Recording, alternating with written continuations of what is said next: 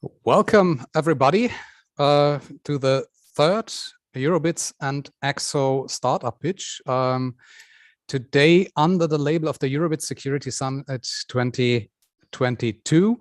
My name is Florian Siegert. I'm the branch manager of the Eurobits e.V., and I'm delighted to be your host once again for this exciting startup pitch. I will take a few minutes to guide you through the rest of the afternoon, what we're about to do and who is going to do it. We will hear pitches from cybersecurity startups. And I just looked it up. We are the most international Eurobits startup pitch ever. We have 6 startups pitching today from 5 different countries. That's great. And that shows the great pan-European interest in this topic and how many new players enter the market and want to enter the market.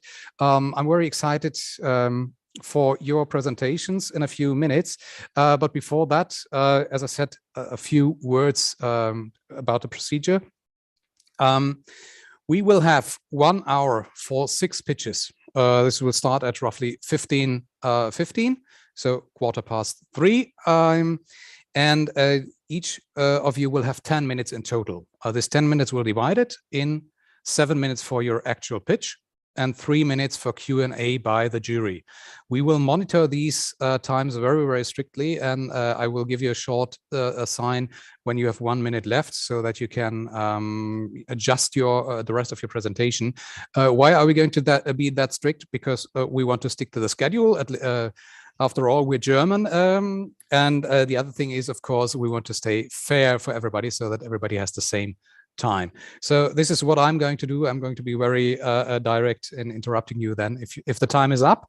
Then after that, at 4:15, we're going to have a 30-minute break, which the jury will take to consider all the pitches they just saw and heard. And during that time, I will invite all of you who are not members of the jury and have to switch to another room to stay here in this channel, because we will hear a very interesting lecture from last year's winner of the Eurobits Excellence Award. That's not the pitch. I have to make that differentiation. The Eurobits Excellent Award is awarded for outstanding scientific works from the field of cybersecurity and IT security. And the winner of last year is Mr. Benedict Schlüter, and he will have a roughly a 10 to 15 minute slot, if I'm informed correctly, to present on the topic of security analysis of eBPF. I'm very excited to learn what that means, and I hope you are as well. So 30 minutes break for all of you who are not in the jury. The jury will have a tough 30 minutes deciding on who did win the pitch. And at 4:45, we will be all back here for the jury to announce the winners and for the awards ceremony. To remind you, the prize for the first place is worth 2,000 euros in, for example, a membership in a cybersecurity organization or something similar, which is given to you and presented to you by the Bochum Wirtschaftsentwicklung, so the Agency for Economic Development of the city of Bochum.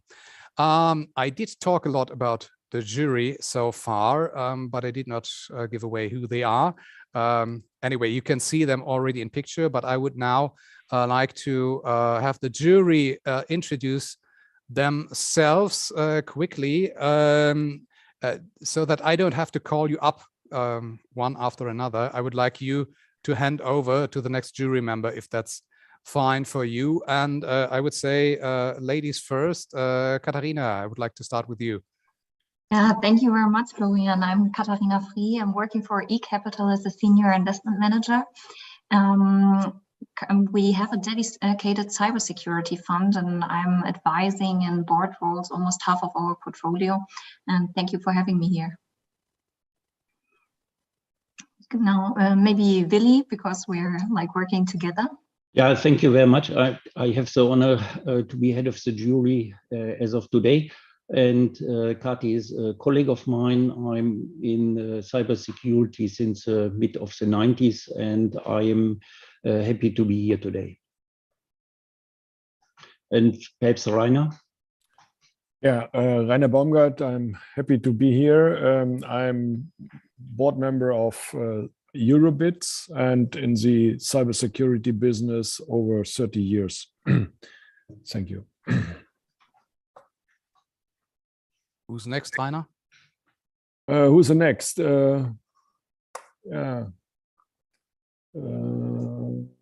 Perhaps Silke? Yes, hello, my name is Silke Bargstädt. I'm from the German Federal Office for Information Security and therefore the head of the division cybersecurity for digitalization and electronic identities. And I'm happy to be here with you today. And I will hand over to Carlos. Hi, thank you. Good afternoon, everyone. So Carlos Moreira da Silva, I'm partner at Sonae IM. We have been investing in cyber since 2013. From, of course, in Europe, but then from San Francisco to New Zealand. We typically enter in AB rounds, deploying check sizes around between 5 and 50 million. Thank you. Passing over to Jannis. Thanks a lot, Carlos, and thanks a lot to all of you, for attending and taking your time. Really looking forward to this. Thanks also to eurobits for the perfect organization already. So my name is Jannis. I'm an old Bosch guy and responsible for Bosch CyberCompare, which is an independent platform for purchasing cybersecurity, representing now 150 customers. Thanks. I don't know, is the jury already complete? No, we have Udo and Ulrich still open. Then I hand over to Udo. Thanks a lot for that. Hello, I'm Udo Filzmaier. I'm from Austria, actually, so not from Germany or from somewhere else. So also one of these countries where cybersecurity is important in the future. I'm the CEO of F Technologies, future fun, fantastic technologies. I hope to see a little bit of that today. And we are also investing into cybersecurity and embedded and software applications. I have a group of 20 companies in totally with over close to 1,000 people. So and a lot of startups onto it. So good luck for today, and looking forward to see the pitches. So the last one is Ulrich, right? Yeah, I guess so. Hi, good afternoon. Thank you for the invitation and for having me. My name is Ulrich Seldeslachts. I'm the managing director of an association of IT security companies called LSEC. Been around for 2 decades. Group around 850 cybersecurity companies, and within there we also have an incubator. We support about 20 companies in cybersecurity, Belgium, Netherlands, France. I myself am active in this field for the last 2 decades, more or less as well. Before that, working also as a CISO with a large telecoms operator, and also having been active directly as investment manager in 3 large VC funds. One specifically on broadband wireless access, and the other one was a corporate venture arm of the former telecoms operator of Belgium. As you can see, I'm currently traveling, and so apologies for not having the right backgrounds with me. But as you can see, it's pretty sunny in Belgium still today, and looking forward to interesting pitches this afternoon. Thank you. Thank you, Ulrich. Thanks to all of you for introducing yourself quickly. I have to tell a few more special thanks before we start. First of all, to eCapital. Thank you very much, Willi and Katharina, for again taking over the jury presidency and organizing a lot of the necessary logistics together with us in the background. Thank you very much. We're very happy to do this pitch together with you again. Thanks as well to our sponsors and supporters, not only of this pitch, but of the whole Eurobits Security Summit. You can see them in the background around me. They have become quite a lot, which I take as a very good sign. So especially I would like to thank GData and Secunet, the Bochum Wirtschaftsentwicklung I already mentioned, Clouderian, RIT, Cube5, Escript, the Horst Goertz Institute, who's educating hundreds of IT security specialists each year, and supporting the Eurobit Security Summit, the FISEC, SecConsult, Sekida, and VMRay, and everybody else basically involved, the economic development agencies of Bochum, Essen, and Gelsenkirchen, as well as several instances of the government, so the Ministry of Economy, Information, Digitalization, and Energy of Northern Westphalia, as well as our local government of Arnsberg. Thanks very much to all of you. And I almost forgot the business metropolis Ruhr, who is just keeping a larger scale view on the economy in the Ruhr area. This whole summit and this pitch would not have been possible for the third time now without your support. Thank you very much.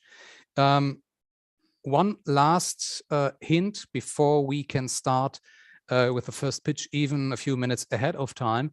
When the pitches and the award ceremony is over, this event is not done yet, we will have the opportunity for B2B meetings with the startups who pitched today. So some of you might already have made appointments with them. If you haven't, just stay with us, look what they are telling you during the pitches. And if you say, oh, that sounds interesting, that could be an interesting partner, an interesting investment for me, just let us know, and we will arrange the B2B sessions for you, and they will take place from 5:30 to 6:30. And now, as I said, 3 minutes ahead of time, I would like to start with the pitches. And we're going to do this in alphabetical order, which means Brighter AI from Germany. You're first. You already started sharing your screen. Thank you very much. And please start your pitch now.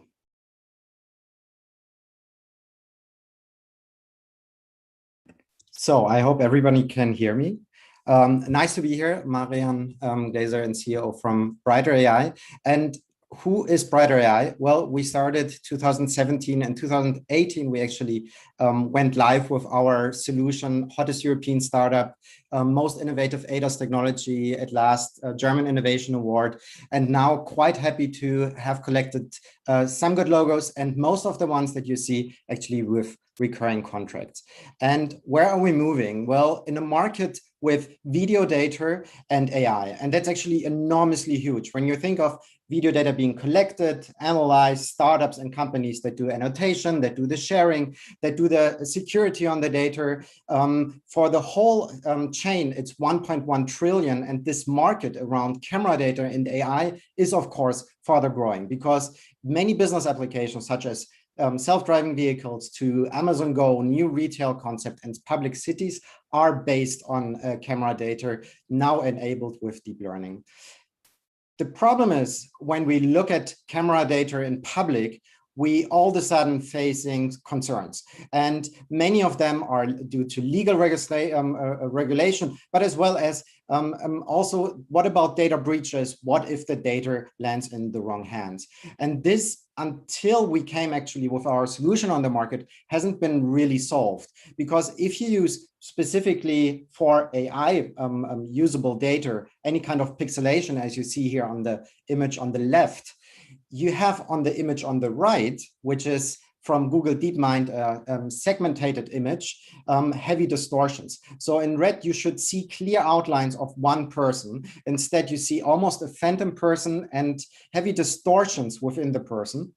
And you even have phantom objects that the network imagines. So the whole idea of networks understanding end-to-end what is going on in an image is not being able to be used once you distort the data with blur technology. So what we do is we extract on an industrial base faces and license plates. We then overlay the original faces and license plates with artificial replacement. So we're an optical encryption for faces. And afterwards, the faces are not basically trackable from the original to the target image in big data sets. We've been just awarded by Europrice to be GDPR compliant, so our clients can use us to then maintain age, gender, emotion, and everything else, and also the naturalness then for companies to use the data effectively for business intelligence. So this is us in a nutshell. We have a SaaS solution where data enters in our cloud or an on-prem solution, is being anonymized, distributed back to our clients, and then it's being used for analytics, ML, or even data labeling. It's an annual recurring licensing model that we have on the market. Base price is 50 euros per hour. And I'm happy to say that I'm working for the best company in the world, which is my own. But I didn't start this, and I don't do this alone, but with talented other people, such as our CTO and co-founder Patrick, started his career at KPMG, founded multiple deep learning communities. Tobias, who joined about a year ago and now moved to COO for us to also scale the company even more, with background from Vodafone to Deutsche Telekom, where he built up the cloud, and at last Bazaar Voice, scaling the European sales. And what we are looking at in our anonymization are 3 distinct use cases. So this is where we focus on, at the beginning, training and study videos, where you need to understand how was the interaction of the people in order to do those studies on the video. Any kind of centralizing the data to one point in order to do machine learning. Cross-national transfer of data has usually higher risk of data breaches, but also the centralization of data has more implication on privacy, for example, multiple regulations to tackle. And last but not least, cameras that are in public and so far have been only used for security, and now can be used for people analytics, from flow to marketing, etc. And you can imagine that this market is growing, but especially within the last year. So the GDPR fines actually by a factor of 7 increased from 2020 to 21. And we're foreseeing the same as already now in 2022. And also the investments in companies like ours have been double since then. And that's not a surprise, because GDPR was only the start. Nowadays, from the CCPA in California to Japan, the APPI and other countries that followed are looking at similar aspects. And we're tackling those markets with an enterprise sales strategy. So we focus on direct sales as 1 or 70% of our revenue income. Then we have indirect sales now starting to pick up with new partners, and we have an online channel. And without going into much more detail, the customer segment is, of course, a bigger enterprise deals, and the more it comes down to the online self-service, the deal size becomes smaller. We are in a field with competitors such as smaller ones, DSpace, Google, and Microsoft, basically disrupting them as they're setting on traditional pixelation technology, which will not and does not work for most of our clients. And for any client that is moving to the space of deep learning and analytics, basically will not find their solution with them. And last but not least, we're not standing still. We are now growing the company into the next stage. This is actually, we're raising our A round currently, and looking now for followers or co-leads. And what is happening next is that we are looking with our data pipeline beyond anonymization and building up a platform for companies to share and use our tech to exchange the data with other companies. Because in the end, or in fact, companies are using anonymization as a mean of using the data, and usually what happens after us is that the data is being shared. I will not go into this part more in depth. This is being done for individual pitches, what we're planning there, but I'm happy to answer any questions, and it was nice to be here. Thank you very much. You finished almost perfectly on time. And now we have 3 minutes for questions from the jury. Yeah, Marian, I will start. What is your typical customer and what is he paying for? So our so to start with the last, our average deal size is currently at 40,000 euro ARR. That's for the average. For like this is what is nice about this slide, that the market overall is extremely huge, right? As I said, from labeling to other companies, but we focus now on three specific verticals, and the clients that are coming in, they are having all the problem or all the same problem within one use case. And one example would be, for example, Stryker. They're using our technology to anonymize data within an operational room, and afterwards they need to understand how did doctors behave during the operation, where did they look at, to then afterwards improve the infrastructure or give hospitals new equipment that is more for automation. And those are typically our clients. Okay, thank you. Any more questions?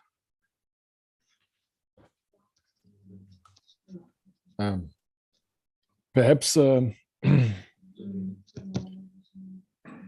Rainer? Yes. Yeah, perhaps how do you get access to your clients, or how is your let's say contribution in the market? So to clarify, basically, how do we reach our client? Like, what is our channels? Yes. To get to them? Yes. Yes, it's a good question, because we are a SaaS company which has basically a standard online cloud API that can be used. But for the enterprise clients that we see and the bigger deal sizes, especially 35,000 euro ARR and up, most of the revenue is generated through direct sales. So basically SDRs, so sales development representative, as well as account executive reaching out to enterprise clients, offering our portfolio, our solution, and then engaging into sales. Or, and this is the that for the current traction, we have a lot of inbound, especially from the countries that I just showed on the other slide, where worldwide basically the regulation is increasing. We see that with every country, with every region where privacy is extended, we have a wave of companies contacting us, because privacy was not invented in Europe, but we have for sure the strongest connection to it. And we are also therefore one of the first companies worldwide that are specifically targeting bridging innovation and privacy. Thank you very much. I see more questions from the jury members. I'm sorry, but the time is up. We have to move to the next, maybe for the B2B sessions. Thank you very much, Brighter AI. Please stop sharing your screen now so that we can move on to the next, which will be CrowdSec from France. The screen share is then. Please start your presentation now. Hello and good afternoon. My name is Gabor and I am the CMO of CrowdSec, and I'm very happy to be with you this afternoon. So what is CrowdSec doing? CrowdSec is a cybersecurity software that brings crowd intelligence to enhance the cyber defense solution of the companies. So let's imagine something. Let's imagine that you are operating an online service. It can be an e-commerce website. It can be an IoT network with IP cameras. It can be a website hosting company.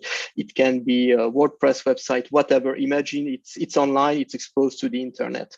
Imagine 1 second how great it would be if for each inbound traffic connection to your website, you could say if this is a friend or a foe, even before the traffic or the connection reaches your server. Okay, so you could say maybe this is a pirate. I'm not letting him in. This other guy is maybe a legit buyer, so I will allow it in. But this happens before those people hit your server. Imagine what would be the value of this and what would be the benefit. According to us, to CrowdSec, the benefits would be that you would have drastically reduced intrusion attempts. Obviously, if you block all the hackers before they get in, you will have almost zero attacks. You will also reduce business loss, especially if you are an e-commerce website, because nobody's going to do credit card stuffing or whatever. You will also avoid alert fatigue for your DevOps and SecOps MLOps teams who are meant to analyze huge loads of sometimes useless data. And most importantly, you would also reduce your cloud expenses, because if you eliminate useless traffic, if you eliminate bots, hackers, automation, and things like this, you would also reduce by a very important factor your cloud expense. So imagine this, and this is what we are doing at CrowdSec. We are currently building a real-time radar or sonar or map of cyber criminal controlled traffic sources. Or if you prefer, we are mapping all the IPs in the world, and we are able to give a reputation to every IP address, and we are able to say if that IP address is a nefarious one or it's a legit one. This is what we are building at CrowdSec. So how does this work? A little bit more into details. CrowdSec software is two things. On the left, you have a software, an agent, if you prefer, that gets installed on your server that is hosting the service, the website or whatever. This software is going to read in real time all the logs of your servers, applications, services, proxies, whatever you want, and will detect in real time nefarious or bad behavior. Once the attacking IPs have been identified, they are going to get remediated, or they are going to get blocked by our software locally on your machine, either through a firewall or through the application or server, whatever, but the IP is going to be banned. But the most interesting part is that this attacking IP will be shared with us, with CrowdSec, and we will redistribute it to all the other users of CrowdSec. So basically what we are creating is a sort of Waze, if you prefer, of cybersecurity. All users sharing signals on the attacks or attempts they are having, and in the same time receiving that data from the rest of the community, receiving block lists that contain IPs, addresses that have been flagged as nefarious, and those IP addresses are going to be preventively blocked on your local server. So it's a reactive solution, analyzing attempts and blocking them locally, but it's also a preventive solution because it gets information from the rest of the community and consumes that information to preventively block a huge amount of IP addresses.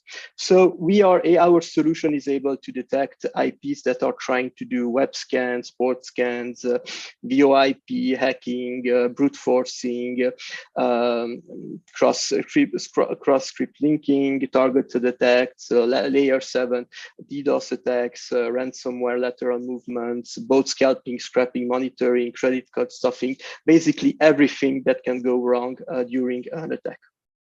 So where are we today? We have now close to 40,000 installations worldwide. Our solution is used in more than 150 countries.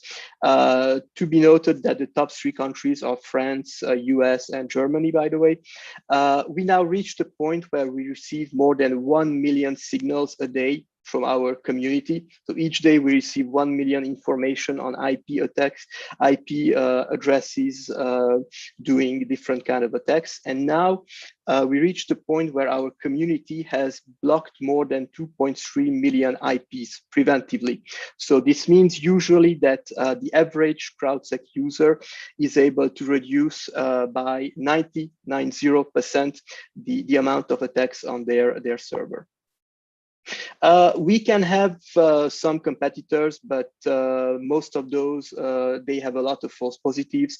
We don't have that kind of false positives. We have the biggest listening network in the world because basically our sensors are the users, the community. So it's very diverse, WordPress, Magento, any kind of website or server. So we have diversity in attacks, diversity in geographical spreading, diversity in applications. So it's the most qualified database of IP reputations that you can think of. 1 minute left.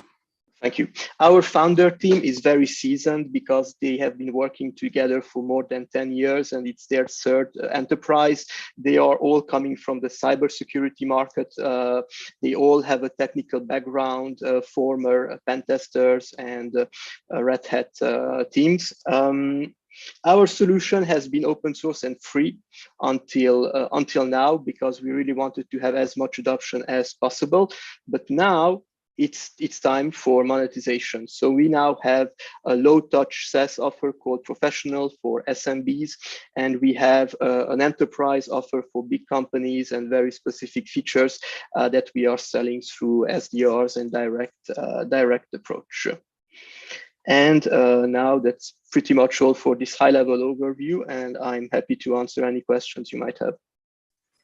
Thank you. Perfectly on time. And I see the first raised hand. Kati, please, your question. Thanks a lot for your presentation. One question, are you currently fundraising? And if yes, what are your key next milestones you want to reach? Absolutely. So we already raised 5 million euros in a pre-series funding, and now we are currently working on a Series A. We are targeting something between 15 and 20 million euros. What we need is runway to reach a critical size in our database.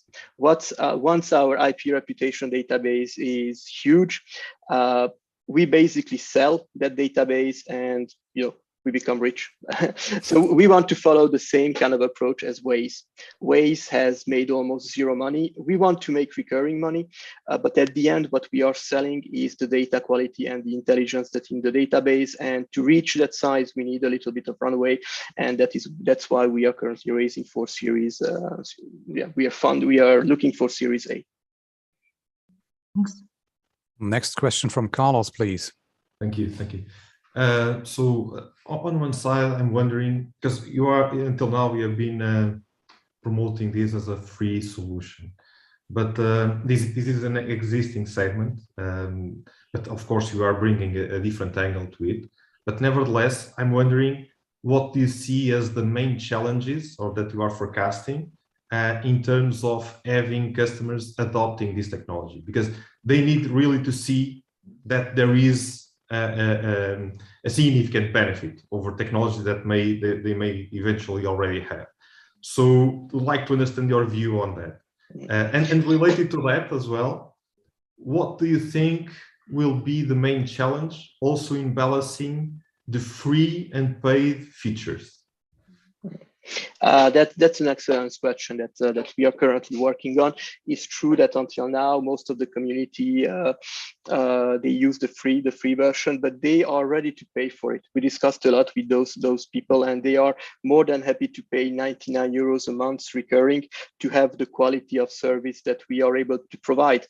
With more than 40,000 installations in the world, we have many users who now experienced the product and experience the benefit, the value, and the return on investment of the product. They've seen, because they have dashboards, they can see the number of attacks blocked, they can see in real time, in a very visual way, how the solution works and how the solution brings value to them. So until now, they were happy to pay €0. It's difficult to be less expensive than that, but now 100 euros for them a month, it's really nothing. So they are more than happy to pay that in exchange of having additional features, obviously, because when you're paying, you're getting a little bit more than when you're not paying. You are getting professional support, you're getting more quotas. So I'm sorry to interrupt. I hope it became clear, but the time for the questions is up.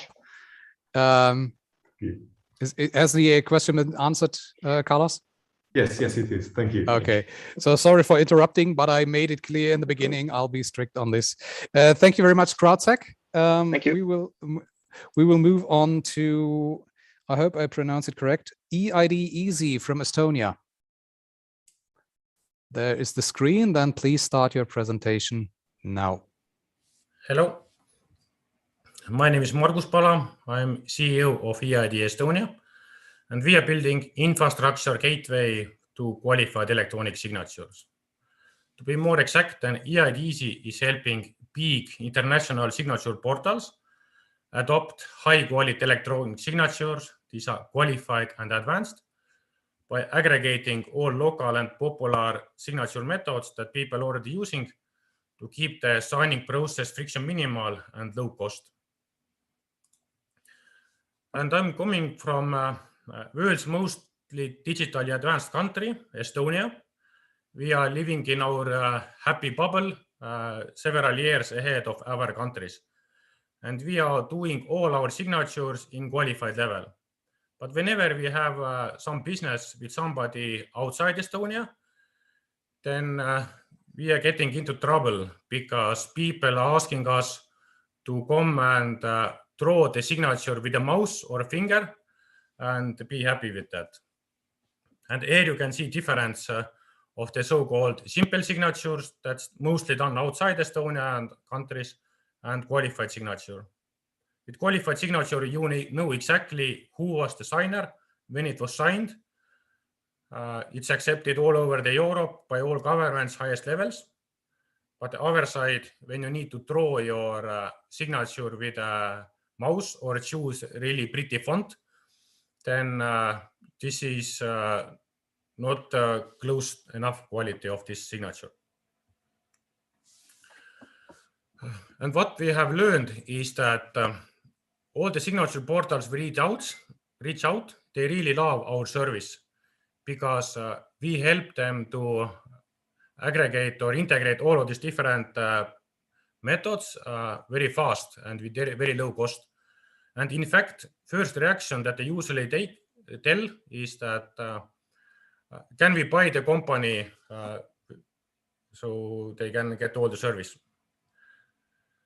And what we need to do right now is we need to invest in supporting more countries because we have the customers waiting.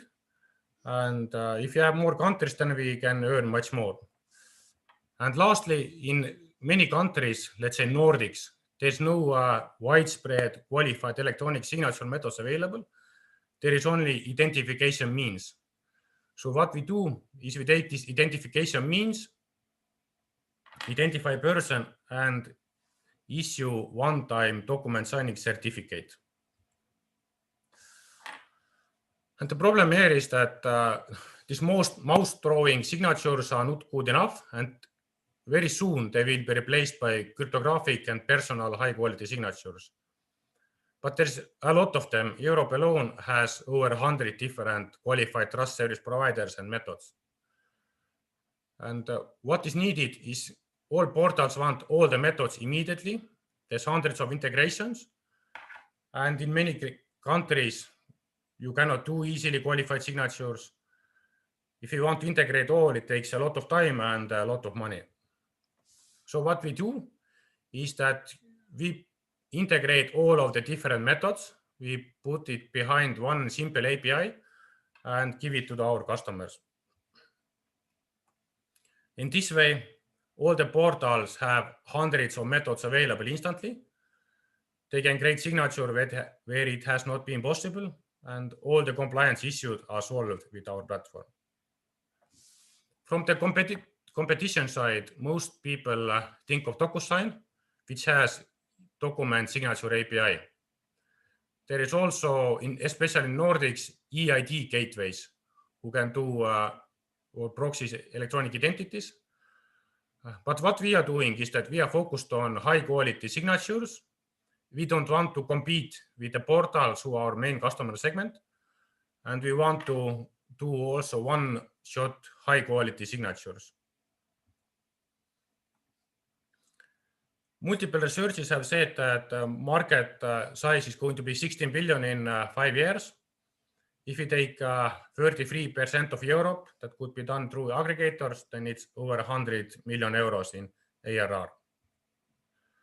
From traction side, we have over 10 portals launching, like biggest are maybe SohoSign and PandaDoc. We have 15 methods integrated, like Austrian handy signature that everybody has. In Germany, we have SignMe that actually works in many countries, and many local methods like Smart ID, Latvia eParax Mobile, and so on. And we are processing around 10,000 signatures a month, qualified signatures. And our team, I am CEO, founder of multiple startups. I was candidate to International Physics Olympiad Estonian team, and I'm also officer in Estonian Defense League cybersecurity unit. Our CMO has built and exited marketing agency. CTO has built and exited programming company. And CEO has went to London to study in university and graduated with honors. We have planned to raise around 1 million euros for 18 months, and most of it is going to expand the geographic coverage. We want to cover around 100 different new methods and reach at least 100,000 MRR. And possible 1 minute left. Yeah, and possible exits are Stripe, who building identity methods. Apple is building identity. Thales or something else could buy us. And that's it. Thank you. Thank you very much. Even ahead of time, I will allow the extra time for additional questions. Who wants to start from the jury?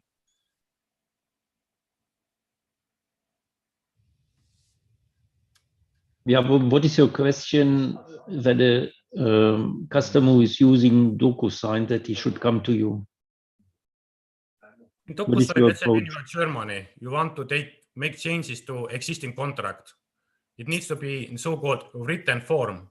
So it needs to be on paper or it needs to be qualified electronic signature. And DocuSign typical signature is simple, so it's not qualified. But actually DocuSign is building its qualified product also very actively. But what we're going to help is we're going to help 100 DocuSign competitors because they don't have resources to build it. So we're going to help them to compete with DocuSign. Silke, next question from you, please. I would have a question towards your business model. How do you charge your customers for your service? Okay. We charge per signature, and usually we earn maybe 5 cents or 50 cents per signature. And its volumes are more or less same over month or growing. Thank you. Then next question from Jannis, please. Yeah, first of all, thanks a lot, right? Very impressive what you have built. But could I build up on the last question, right? What would be the obstacle for DocuSign or one of the other large vendors to integrate such a feature into their solution?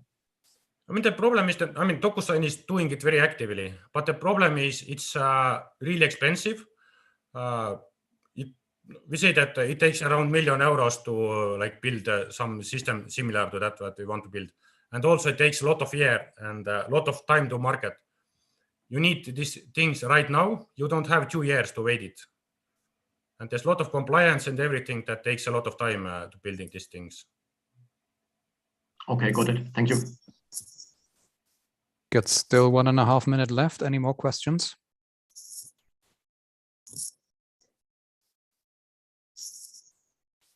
Maybe one question. How did you come up with the idea and where did you meet your co-founders to found the business? Okay. Actually, I wanted to build some direct democracy app because in Estonia, everybody has ID cards and we have electronic voting. So I built some WordPress integration. Then other people started asking, can you help me build it also? Then I helped. And it was a couple of years a side project. And Estonia, we know everybody. Some other people were also doing same thing, so we got it together. And now we're working on it. Thank you very much. If there aren't any questions, I would move over to the next. If you could stop sharing your screen, please. Thank you. Then Ermes from Italy would be next. Hello. So then please start the presentation now. Okay. Good afternoon, everyone. I'm Luca Moretto, Chief Technology Officer of Ermes. Ermes is the endpoint-based secure web gateway solution for fearless security leaders. Our vision is that everyone should be able to use freely their browser while at the same time being secure while doing so. And in particular, we do help security leaders in providing their user with a seamless browsing experience and at the same time not compromising and even improving the security. In particular, we really focus on reducing the windows of exposure to web threats from days with traditional solution with the reputation and blocklist-based approach to just a few minutes, thanks to artificial intelligence. As of today, we have 101 active customers with full 100% retention. We have 31 full-time employees, and so far we have raised 2.5 million euros in funding. Ermes was born because in recent years there has been a progressive shift from attacks targeting the infrastructure to attacks directly targeting the user on the web. This includes phishing, social engineering, and so on. And this has definitely been accelerated by the pandemic. Also, even last year, 2021, the vast majority of successful attacks and data breaches did leverage on some kind of people interaction, human interaction as a main attack vector. Now, if we see the security ecosystem landscape to what concerns web protection, you may find traditional solutions that act like the passport control in an airport. They check the reputation and identity of a service based on a blocklist, and based on that information, they decide if to block or to allow the connections to the service. This has some issues, in particular with respect to the new short-lived nature of web threats. In fact, on average, it takes around 72 hours from when an attack is born to when the attack is included in a block list and is then blocked. Instead, what we do in Ermes is like the metal detector. We check connections in real time for their behavior thanks to artificial intelligence. And we also implemented systems that scan the web every day for all the new websites that are created daily, up to 10 millions. And of these, our AI algorithms are able to identify as phishing or malicious up to 200,000 cases per day. So the main three benefits of our solution are increased protection against web threats by covering 99% of threats. And at the same time, we're able to provide both a cleaner and faster navigation and browsing experience to users, thanks to, for instance, all the cutting of the unwanted third-party connections to trackers and targeted advertising. We were able to create important business partnerships with important actors in the market. For instance, here you can find ICOS and Tech Data as distributors. We also have an active partnership with IBM, with whom we launched a strategy to sell the product and also manage services. And towards the end of 2021, so cited by Gartner as one of the top emerging vendors for AI usage in the cybersecurity fields. We're also very proud of having testimonials from important security leaders of companies such as Luxottica, Bonelli Reder, which is a legal company in Italy, and Carrefour, based on their experience with Ermes. And it comes that they highlight the ease of deployment of the solution, the improved performance for users, and also the unique and additional protection that is provided by the product. Now, since the beginning of our company, we focused a lot in the value of our team. We now reached generally more than 40 years of R&D experience, and we were also able to acquire top managers with relevant experience, in particular, for instance, in the multinational companies landscape. And for what concerns the market segmentation, we split the market across two main axes. The first one is ease of deployment, which includes also change management. The second one is the level of protection against web threats, which we're able to measure, for instance, using Simulate as a third-party assessment tool. We identified three main clusters of solutions. On the left, you find the standalone browser providers such as Island and Talon. They have a very decent level of protection against web threats, but they have a lot of change management requirements. They require users to change their habits and to change the browser they use while working. Then in the middle, you find the big security suites, which include protection tools against web threats, but based on our assessment, they have a lower level of protection with respect to what we are able to provide. Then on the right, you find solutions that typically are based on a browser extension, such as ourselves. They include SlashNext, for instance, and Guard.io. So architecturally, they are very similar to us, but also so they have the ease of deployment and management that we also have. But based on our measurements, they have, even in this case, a lower level of protection against web threats with respect to what we are able to provide. Now, a few words about our future plans and roadmap. As I was saying, we were born in 2018, and we immediately started implementing our agent-based protection solution. It has worked quite well until now, but we want to further increase our scalability and growth. So we want to gradually move and expand our proposal to cyber threat intelligence products and services. And we will start doing this year with the first MVP or CTI-based feed, in particular against phishing and short-lived phishing. Then the year we will have a fundraising around 5 to 10 million euros, and we will use this money to, on one side, drastically improve our data infrastructure. We will build a data lake and machine learning operation infrastructure, and on the other side, we want to further improve our expertise on AI and cybersecurity. We aim at opening 3 centers on AI and cybersecurity in Europe, between France, Germany, and Southern Europe. And also to properly nurture our data lake and AI algorithms, we strongly believe in the importance of on-device agents to gather real user traffic. So we aim increasing our agent-based protection installed base to 400,000 installations by the end of 2023. Also leveraging on, for instance, white label penetration with the telco provider market. 1 minute left. We will use this data to further improve our proposal in the CTI space by providing both CTI feeds and the full CTI platform to tackle the social engineering issue in a holistic manner. So covering all possible channel of attacks for social engineering.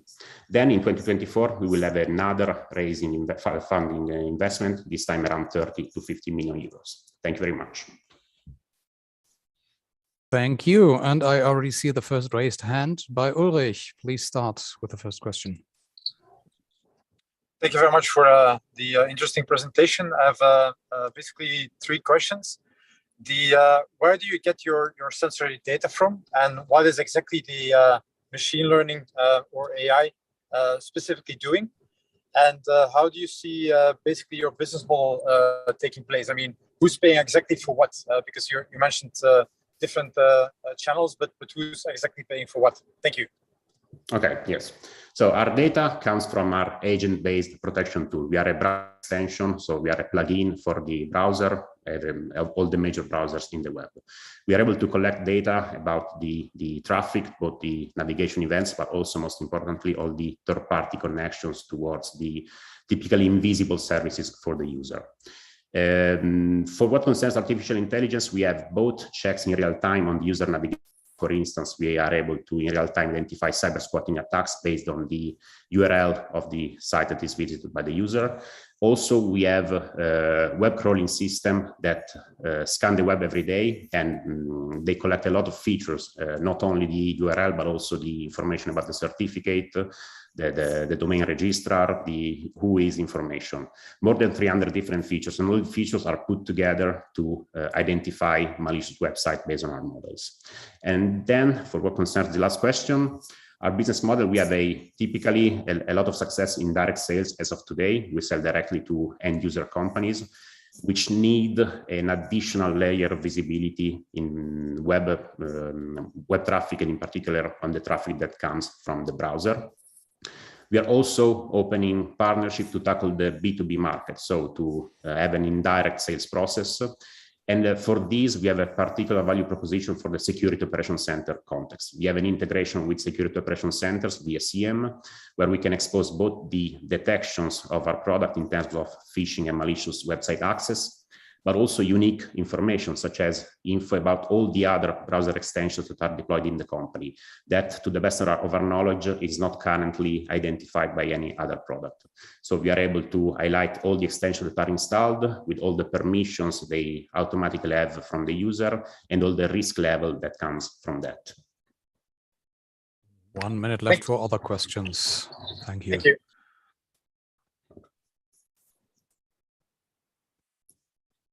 Yeah, your round in Q4, it's 5 up to 10 million. It's a wide span. If you are only getting 5 million, how far will it last? How long will it last, the money? That should allow us to go on for 2 years until the end of 2024, where we need another round of investment. Mm-hmm. One question on my side. Yes, please. In terms of the plan going forward, is there any plan regarding the verticals, the use cases that you are planning to approach in the next steps?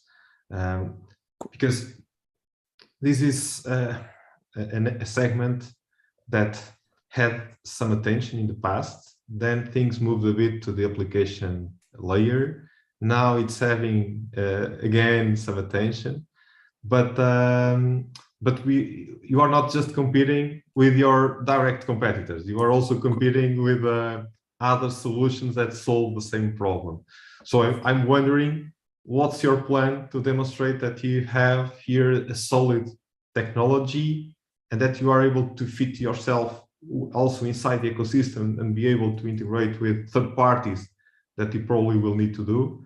So if you can give us a bit color on that, it'd be useful. Thank you. And I will have to ask you to very quickly answer because we're ahead of time already.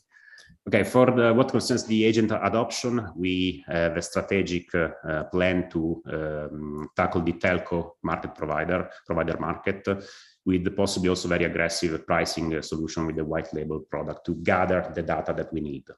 For the CTI instead strategy, we have the first MVP in this year to highlight the advantage in terms of phishing detection capability with respect to the competition. And we aim at using that result to further push the value proposition for the evolution that we will have. Thank you very much. So then we will move on to the next startup. If you could stop sharing. Thank you very much. Integritee from Switzerland would be the next. Certainly. 1 second. Perfect. Okay, then please start now. Hi, I'm Jannis Stemmann, Head of Business Development at Integritee, a powerful blockchain solution that enables secure and compliant processing of sensitive data. The global revenue of big data and analytics is estimated at almost $300 billion. Data drives innovation and creates value, but is often locked up by regulations and increasingly at risk. To unlock the value of data, we have built a network for enterprises to build applications to process, share, and collaborate on sensitive data in pre-agreed ways. Our technology ensures security against cyber threats, regulatory compliance for data processing, and increases consumer trust by guaranteeing privacy. We don't ask for trust, we simply offer it by design. Let's explore how our solution works. We are combining the power and speed of cutting-edge hardware with the innate trust of decentralized network. So data is processed within so-called trusted execution environments, and the integrity of the process then later verified on a blockchain. So cutting-edge hardware plus blockchain is what defines Integritee, and I will now deep dive into each of the parts. Starting with trusted execution environments. So the easiest way to understand these is by thinking about the different data lifecycle stages, which are data at rest, which is physically stored data, data in transit, so data sent from one system to another, and data in use. The first two lifecycle stages are commonly protected by encryption, as you probably know, but while being processed, data must be decrypted. And that's where hardware-based trusted execution environments come in, which offer protection for data in use by providing an isolated environment within the CPU. You can compare the solution to a safety deposit box for your digital assets, and no third party, and that includes, of course, us at Integritee, has access to any data in the trusted part, which is separated from everything else. At Integritee, we are utilizing Intel SGX enclaves as cloud-hosted components at OVH Cloud, the leading European cloud provider. And that is why we are showing a cloud here, but we can also provide the solution on-premise. Now, we've taken a deep dive on how data is processed securely. Let's explore how to monitor that everything is in fact running uncompromised and as pre-agreed. So this process of verifying that the service is running genuinely is called remote attestation. It proves that the application is actually running inside registered Intel SGX enclave and that the service running within the enclave has not been tampered with. Integritee decentralizes that process for our clients through secure communication with the enclave and registers a confirmation of this remote attestation on our network. Why on our network? Because the blockchain is a public ledger, so it makes it publicly auditable and immutable, which ensures transparency and consumer trust. A high potential use case of our technology is the collaboration on sensitive data between two or more parties. So, for example, imagine company A being a hospital chain and company B being an insurance who seek to derive innovative insights by pooling their data.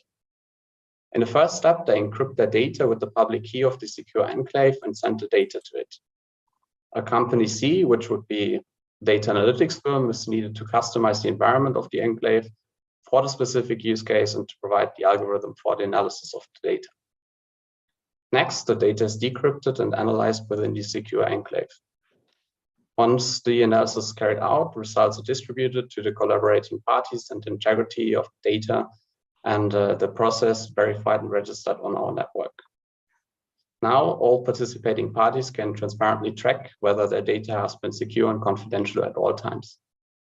And Before moving on, just once again, what do we specifically offer in the setup? We provide the infrastructure, meaning the secure enclaves, a patented software management system that makes these enclaves accessible, and the automated attestation process on our network. Multi-parties analytics is a case that we want to enable in the close future, but let's see what our current traction is. We'll start serving enterprise customers from this quarter on by launching a confidential computing platform solution on the OVH Cloud Marketplace with the first use case, which is offering security for databases. What we are currently also experiencing is a particularly high demand for our technology from other Web3 projects. So for example, our partner Iuna, which is a decentralized gaming provider, runs a whole performance-heavy gaming engines within TEEs. And another example is the identity management firm Litintree, which uses our solution to securely and confidentially store identity linking information. And maybe one more word actually on why a high demand from other Web3 projects. Oh, sorry. Our solution is fast and scalable, and that is what Iuna leverages and what you don't have with other decentralized systems like Bitcoin, for example. It's very inefficient and it adds confidentiality. And that was what Litintree benefits from and what other blockchain solutions cannot offer, as blockchain is public by design. We're convinced that these features will make decentralized solutions very soon also more relevant to enterprise clients. This is our roadmap. We started already back in 2019 with the technological development, financed by several Web3 grants. Integritee itself was then founded about a year ago as a spin-off from Supercomputing Systems AG, which is a medium-sized Swiss IT services firm. We have secured a total of $6.5 million of funding through renowned Web3 VCs. In the beginning of this year, we have successfully launched our network and first real projects have already built upon us. This will become even easier in the future since we're about to launch frameworks that greatly facilitate the building process. 1 minute left. And as mentioned earlier, on the enterprise side, our platform as a service solution will be made available this quarter on the OVH Cloud Marketplace to its 1.6 million users worldwide. Later this year, we seek for POC, as announced before, with an enterprise partner in the area of multi-party analytics. The management team combines a long-standing, in-depth blockchain engineering background with strong entrepreneurial drive and business expertise across multiple industries. Waldemar, our co-founder and CEO, and Christian, our CSO, have a lot of experience in blockchain and tech entrepreneurship, while I have a strong background in strategy consulting. Alain, our co-founder and CTO, is a very experienced and skilled expert when it comes to decentralized systems and TE technology. Let's unchain the value of sensitive data together. Thank you. Thank you very much. Then we'll start with the questions right away. Yeah, perhaps the first question. Thank you very much for your presentation. You said that the last round was last year with 6.5 million. Mm-hmm. And the question is, when do you expect, do you need the next money? So we would need it by next year, but we are already trying to reach out to investors because we know it takes some time, and the goal would be to start the process by the end of this year, so in Q4 this year. Okay, thank you. And what are you targeting for? It would be around 10 million for the next round. That's what we are currently targeting for. Okay, thank you. Jannis, next question, please. Yeah, also from my side, thanks a lot for the presentation, right? I think very impressive, both from technology, but also from traction. If you can share it with us, right, out of conversations which you have with potential customers, with prospects, what are the typical reasons that customers do not choose Integritee? That's actually an interesting question. So, I mean, we have to differentiate always between these Web3 clients and traditional customers. That's quite important. On the Web3 part, some projects have chosen not to work with us because in the end, our technology is based on Intel SGX, right? And if you want to have a fully trustless system, that would mean that you can't trust anyone. It's really just code running over blockchain, but in the end, we depend on Intel. which is less of a problem for enterprise customers. I think on the enterprise side, we're actually quite competitive, to be honest. That really depends on what your specific needs are. So if you want to secure data in use, then I think confidential computing is the solution to go for right now. There are other technologies like homomorphic encryption, multi-party computation, which are right now, as of now, just not as competitive. So that would mean here we have quite a competitive edge right now. Thanks a lot. 30 seconds left. Ulrich, your question, please. Yeah, well, the competitive edge is maybe something to discuss about, but maybe my fundamental question would be, you're trying to basically sell this as a platform, but isn't it so that most of your customers are more looking for a service model instead of a platform? Yeah, so I mean, that's a fair question. We're offering it as a platform for certain use cases. So for example, the first one we're going live with now on OVH Cloud, which is security for databases. And then it works quite well with a typical subscription model. But when it comes to the use case that I was also presenting, comprehensively multi-party analytics, that's more a project, I would say. So here actually we're not offering a platform, but that would be a joint project with a client, and together actually with our company that we spun off from SCS, that we have quite some complementary skills that we can leverage. Time's up. Thank you very much. So then we're coming to the last startup for today already. XplicitTrust from Germany. Your turn, please. There's the presentation, so please start now. Yeah, hello, I'm Daniel. I'm the CEO of XplicitTrust, redefining network access, rethinking network security. Together with my two co-founders, we have more than 50 years of combined experience in the field, an outstanding international network, and we are proven in the expansion of innovation leadership. We are working together for over 20 years now in different enterprises. It's our know-how to build startups into scaling companies that develop network and security products and adapt enterprise technology to the needs of small and medium businesses and sell targeted to that audience. It's our vision to become European market leader by 2025 in the segment of zero trust network access.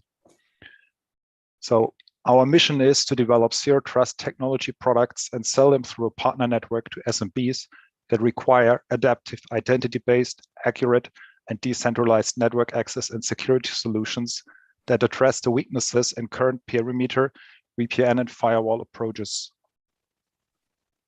What is zero trust?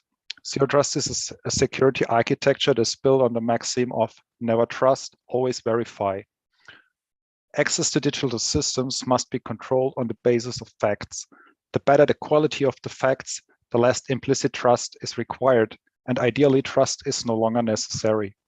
But in reality, no system is perfect, and it's much more realistic that implicit trust becomes explicit trust, where assumptions are continuously verified based on facts, and users and systems are continuously authenticated and authorized.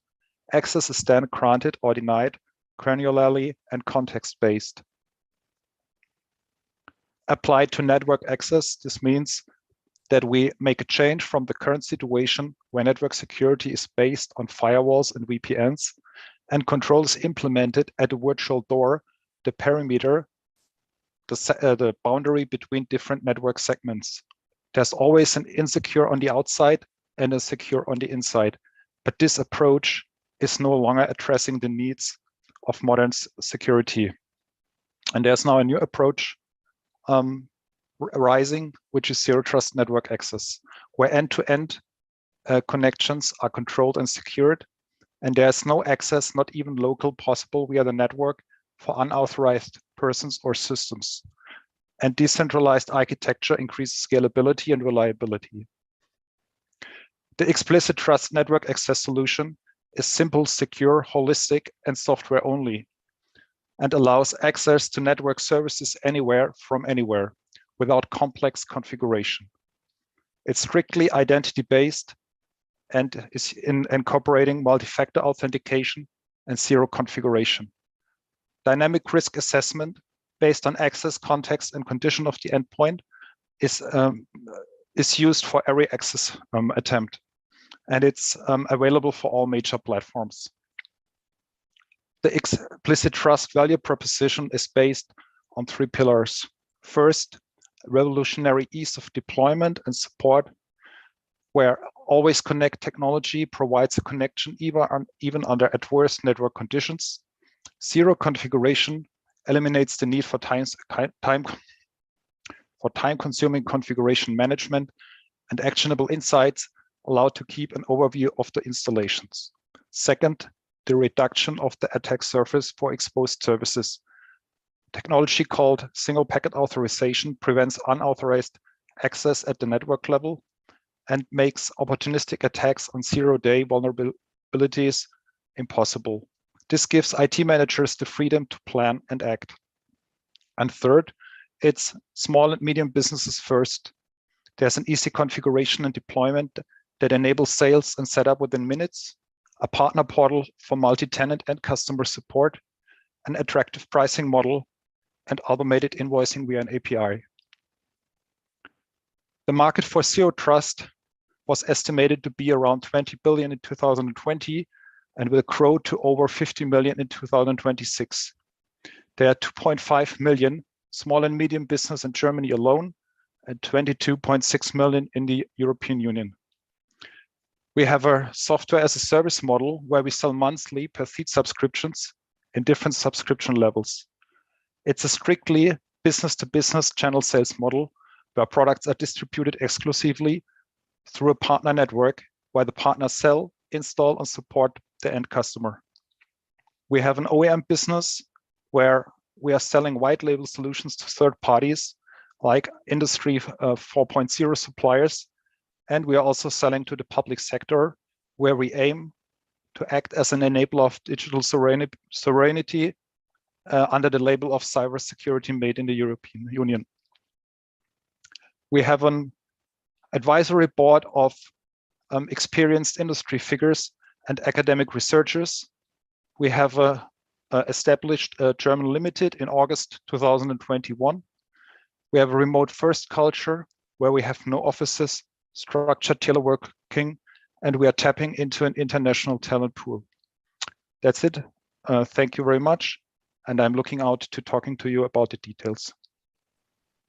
Thank you very much. We've a little bit spare time for questions. And Ulrich, I see a raised hand. You're first, please. Thank you. It's an impressive gathering that you have, both in terms of the team. I see lots of ex-Sophos familiar faces and names. What I was wondering mostly is how much of the product is actually already ready and how much is still in the plan. Because since you basically launched the company in August, was wondering whether many of those things are still under development. And so what do you have exactly right now as a product and technology? Thank you. So we are in the process of selling to our first customers. So we have, an MVP for our first step where we going to replace, existing VPN installations. And yeah. Okay, so MVP, thank you. Rainer, I saw a raised hand over at your side. Yeah, thank you, Daniel, for your presentation. My question is, how depends your development, or is depending from operating systems and hardware existing at your customers? So we are hardware independent, and we are our technology is essentially also supporting all operating systems out there. Currently, we have clients for Windows, Linux, and Mac OS, but we also plan to have a client for iOS and Android. We also work across all cloud installations. The technology works in containers. It works essentially everywhere. Okay, interesting. Thank you. Silke, next question from you, please. Yes, I would have a question, as you mentioned, that identity is one of the main challenges and the main base of your technology. How do you ensure a proper identity management? We are supporting methods as OAuth 2 or SAML. So we are not an identity provider. We are essentially relying on third-party identity providers, depending on what our customer needs. Could be open source implementations or stuff like Azure Active Directory, Google Identity, Okta, whatever.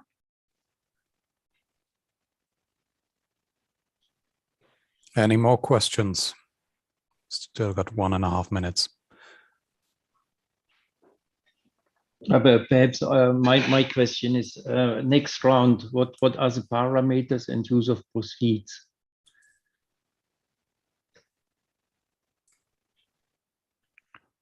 I'm sorry. The next round, next financing round, yeah. What are you targeting for, and what are you using the proceeds? So the next round would be essentially we are still looking for pre-seed, and the parameters would be something like 5 million for 20% of something. And we are looking to essentially reach out, sell our product to the channel and extend our, development capabilities to, scale out our product when we have a growing customer base. Mm-hmm. I think you have very well-known people on your board, Jan Hilschert, for example. Are these advisors invested as well? Not yet. We're currently completely self-funded, so we will see what we can do for our advisory board later. Okay, thanks. Thank you very much. Then time for the last Q&A is up, and almost on time. We finished. Good sign. As stated before, the jury will now retreat to a different Zoom channel to discuss the startup pitches. We will see them back here in half an hour. And in the meantime, everybody else, except for the jury, please feel free, and we would be happy to have you stay here to listen to the presentation of Benedict. I'm here. Great. We will give the jury a few minutes to retreat and a few seconds to retreat, and then we'll be happy to see your presentation. Thanks, Florian.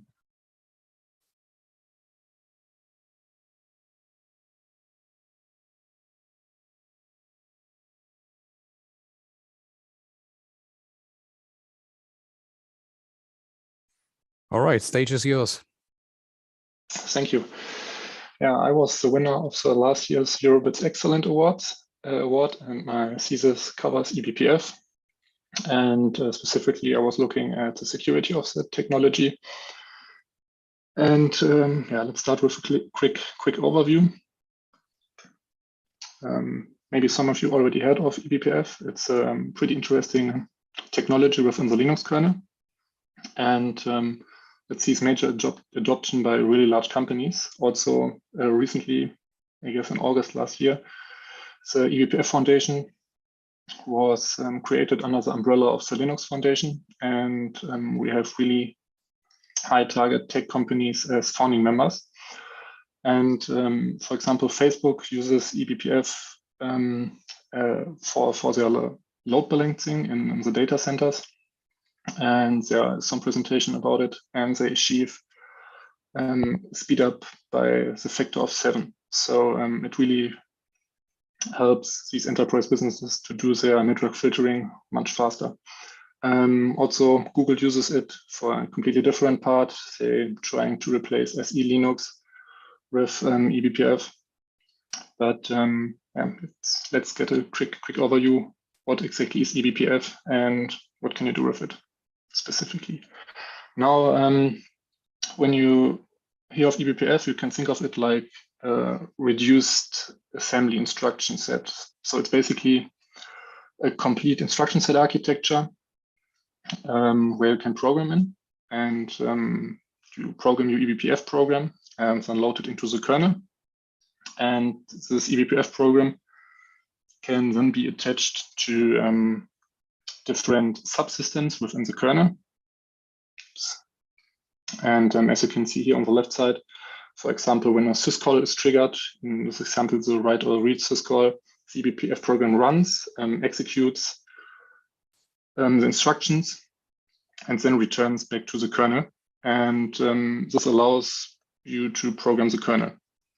Now, you may already know, you can also do it with kernel modules. However, eBPF is stable. So when you upgrade your kernel, you don't have to worry about breaking dependencies and so on. So that's a major advantage. Also, eBPF programs are really, really stable. So when you write a kernel module, you when it gets really complex, you might crash your kernel or have some race conditions and so on. But eBPF solves this problem by providing a stable API, which cannot harm the kernel. And you can also attach the BPF programs nearly anywhere on the kernel. For example, in the bottom right corner, you can also offload eBPF programs to run on the network card itself. And this is what Google and Facebook are doing to achieve these performance numbers. Now, when you program your eBPF, there are several ways to do it. Obviously, you can program in plain assembly, as you see here on the right side. But the usual way is that you program in restricted C and compile it then into the BPF instruction set architecture. And this is a fun 64-bit ISA, and with then you basically take this bytecode, which you see here on the right, and invokes the BPF system call with the bytecode. Now, what's really interesting, when you invoke the BPF system call, the kernel triggers the eBPF verifier, which checks the program which you've just provided. And the verifier makes sure that the verifier makes sure that the program does not crash the kernel, there's no out-of-bounds memory access, the program terminates, and so on, no division by zero. So the verifier is a gatekeeper, which has to ensure that the program is safe. And thus, it's from the IT security perspective really interesting to take a closer look at that verifier and what the verifier does, but it's also really complex. So we are talking about 13,000 lines of complex kernel code. And it's not really funny to analyze by hand. And we have also, so when the verifier approves the program is JIT compiled, loaded into the kernel. And from there, we can basically attach the program to different syscalls, to kprobes, perf events. There's so much we can do about it. And yeah. But what did I do, or what did I find in my thesis? Now, in total, I found 3 Spectre attacks. While the first 2 Spectre attacks are rather basic in nature. So these attacks already existed, and the verifier only had here and there slight weaknesses. And the third attack, speculative type confusion, was fundamentally new. And 2 researchers from Israel also found that vulnerability. They decided to write a Usenix paper about it, and they got awarded the best paper award for it. And they also got some award from Facebook worth $100,000. So it's definitely a really interesting vulnerability, which is, again, rather basic in its core. Now, let's take a closer look at its root cause. And now we have here on the left side the BPF program. It's in BPF pseudocode, but I assume you should be able to read it. And in line 1, what we are doing is simply dereferencing a pointer and loading an arbitrary user-controlled value in register 0. Then we have line 3 and 5. And as you can see, line 3 is only executed if register 0 is equal to 0. And line 5 is only executed if register 0 is equal to 1. Obviously, because we don't do any modifications to register 0 in line 3, line 3 and 5 can never be executed simultaneously in the same execution flow. So register 0 can be either 0 or 1, but not both at the same time.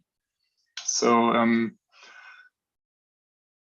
the verifier assumes line 3 and line 5 are never executed on the same execution path, and thus they are not. So thus this execution path is not checked. Now, when we take a closer look at line 3, we see that we load into register 6 a user-controlled scalar value, and in line 5, in line 5, we are dereferencing register 6 and loading the result in register 9.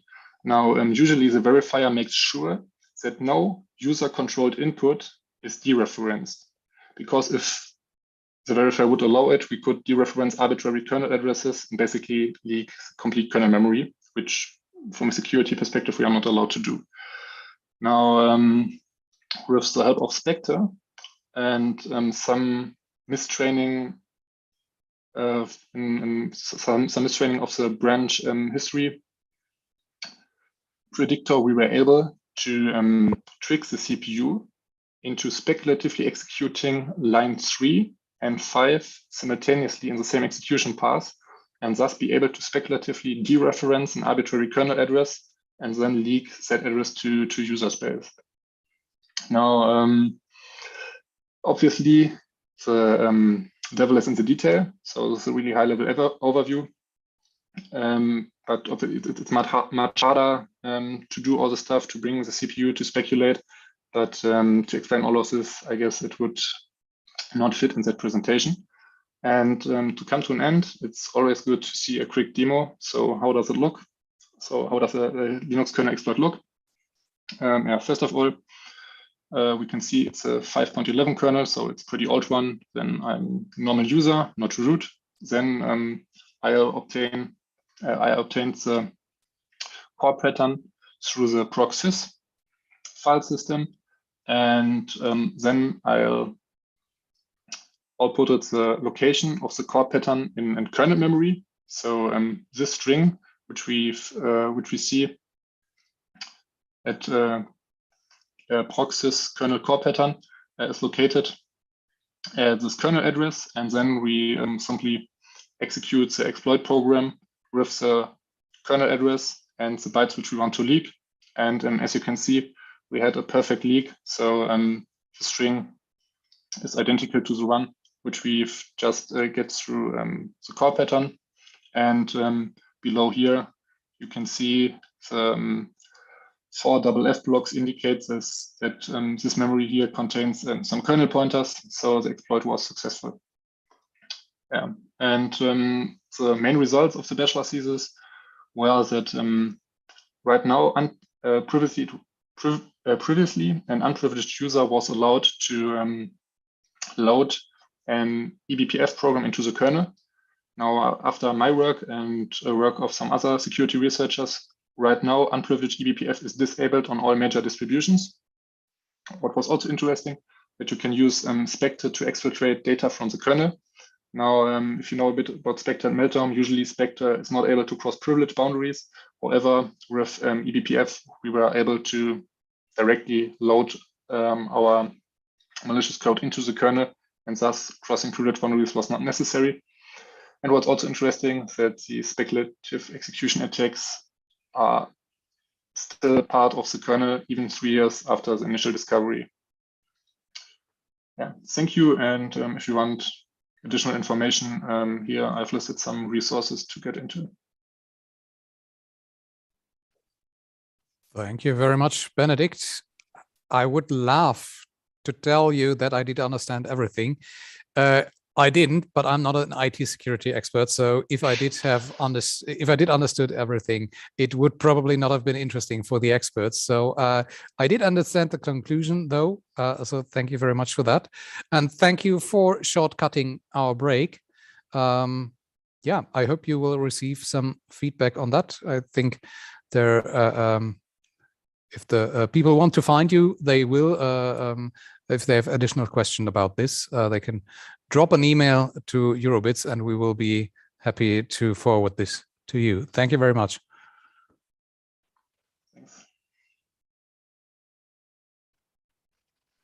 So then we have another 15 minutes until the jury returns, and yeah, we can use this for a short break. Use this to still keep up the excitement. Who will be the winner? Just to remind everybody, the winner of the Eurobits Startup Pitch will receive prize worth €2,000, for example, for a membership in an IT security association. And the first and second place will also be qualified for the finals of the ECSO Startup Awards, which will take place next year, and where startups from all over Europe, from different startup pitches in the local countries, will get together and compete for the ECSO Startup Prize. See you in 15 minutes.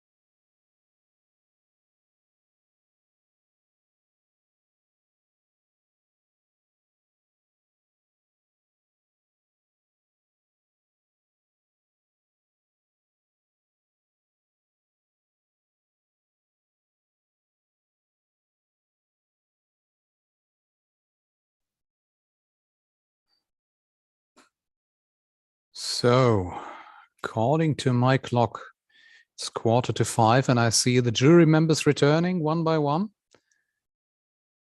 Once again, I was very happy not to be in a jury because I didn't have to make the decision.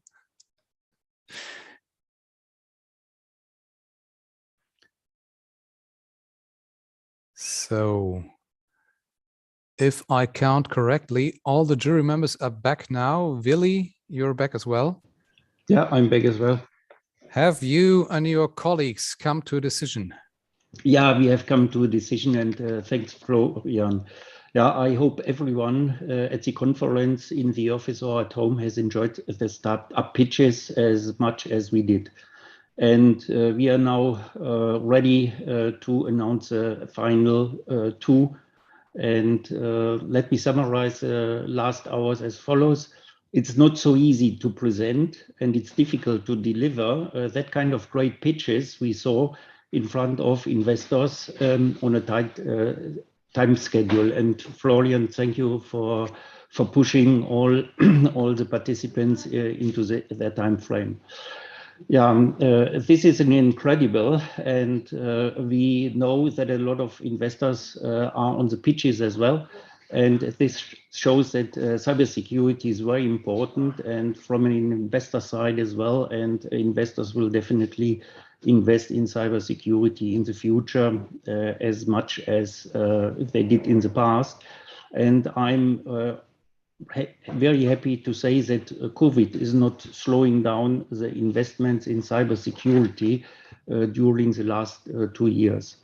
Yeah, all the members of the high-class jury were particularly impressed by all the pitches we saw today, and we want to give a big thank you to the jury.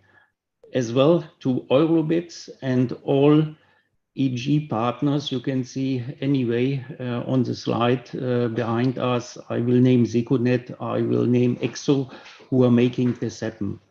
To emphasize once again, this pitch is also part of the European Cybersecurity Startup Award of the European Cybersecurity Organization, ECSO. Yeah, during the last hours, the jury evaluated the great pitches against the following criteria: management experience, team, product technology, market potential, go-to-market strategy.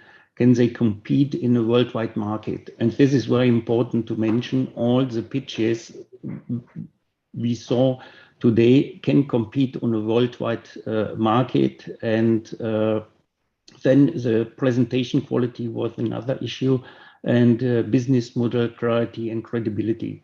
The startups didn't make it easy for us. I want to thank the jury, all of you, for the great job and for the difficult job. And it was a very tight field. Thank you. Such smooth running would not be possible without such an experienced jury and such an experienced startup field as well. And as I mentioned, all the teams made an incredible job. And investors and startups have the big opportunity, as Florian said, to go into direct contact. And now, before we get to the main moment that all of you have been waiting for, just revealing our top two and the winner of this pitch event. Let me describe the prizes. Florian already did it. The best and the first two prizes will have the opportunity to go to the final of the ECSO Startup Awards. It's not fixed up to now, but some rumors said that it could be Bilbao in the next year. That means the first two will go in 23 to Bilbao, but it's not fixed. If it is another city, don't blame the jury what we are stating now. It's only a rumor, as I mentioned. This year it was in Den Haag, and it was a great success. And another prize, it's for the first winner. He will get 2,000 euro as a voucher for business development coaching or mentoring sessions, or a voucher for membership, for sure a company-related membership and nothing else. At this point, I want to thank ECSO and Wirtschaftsförderung in Bochum Economic Development for this great prizes. And for the final part, I want to reveal who are the top 2 and the winner of this Startup Pitch event. Our 2 winners have some things in common. Both of them have disruptive solutions in the field, but they are totally different in their stage of age. One is coming out of an early stage, and one company is coming out of a growth stage, which makes it not easy for the jury as well. And now we will reveal it, and it's a casting event and only 2 can get it. So I'm very excited to announce the second winner. The second place goes to a team that not only convinced the jury with its unique product in the field of anonymization, they have a disruptive technology. I'm very happy to award the second place to Brighter AI. Congratulations to the whole team, and Marion, you made a great job and a great pitch. Perhaps the first question, how do you feel about this?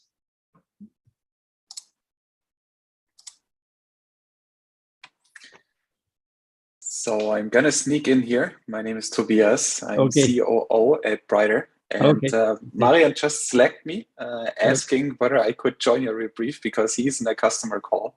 Okay. So apologies for stomping in here. Of course, we're delighted and want to thank the jury and everyone that voted for us. This means a lot to us. We're actually on a path since a couple of years to get 1 award per year. And so this year, this is the first one for us that we're collecting. And so thank you very much for giving this to us. We'll put it into the office and look at it in quite frequently. And of course, gonna relay this to the team and everyone else. Thank you very much. It's a great honor. Yeah, thank you very much for stepping in, Tobias, and perhaps say to Mariam, you have to go to Bilbao because you missed this event. Perhaps you can state it. And now we are coming to the winner of this fantastic event. First place is awarded to a team that has bright skills, a brilliant background, well-known in the cybersecurity area, well-known supervisory board members. And I have to congratulate the team of Explicit. Daniel, you are going to Bilbao eventually.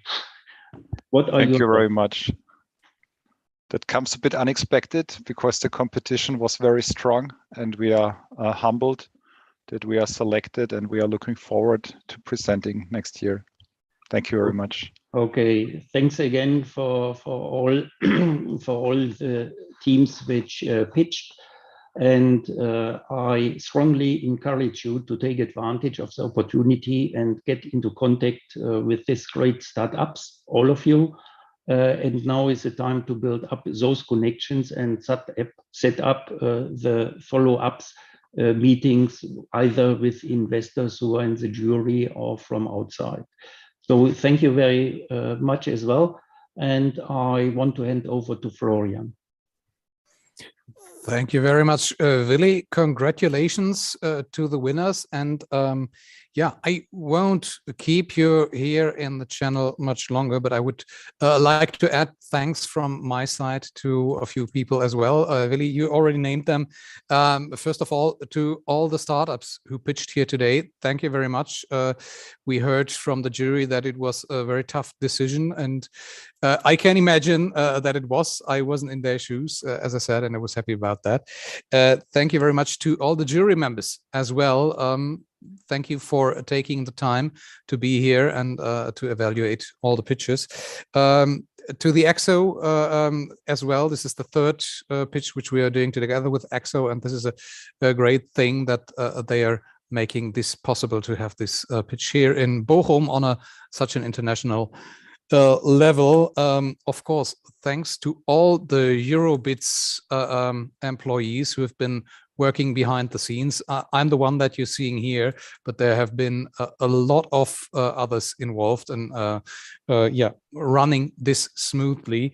And last but not least, again, a great thanks to our supporters and sponsors. I already named them. I won't do it in detail again. Willi, you did so as well. Thank you very much. What is left to say? Just a second hint to the B2B sessions. This goes especially to the startups who've been pitching today.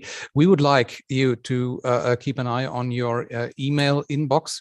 We will send those of you who have been requested for B2B sessions a message, and then we'll direct you to the specific Zoom channel where you can just talk to the investors who want to have a direct chat with you. So I hope that you all enjoyed the third European Eurobits Startup Pitch in cooperation with ECSO. Thanks again to everybody for dropping in, for watching, and for participating. Thank you. Bye-bye.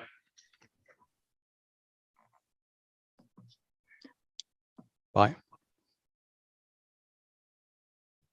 Bye-bye.